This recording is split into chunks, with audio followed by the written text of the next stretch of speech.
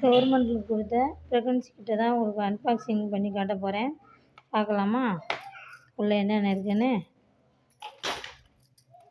Protein powder 500 gram, protein powder 500 gram 2 கொடுத்துருக்காங்க. ஒரு towel கொடுத்துருக்காங்க.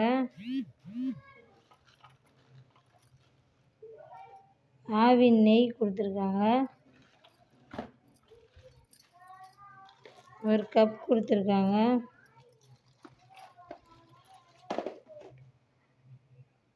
ஐநூறு கிராம் லைன் டேட்ஸ் கொடுத்துருக்காங்க. 2 பாக்ஸ் கொடுத்துருக்காங்க.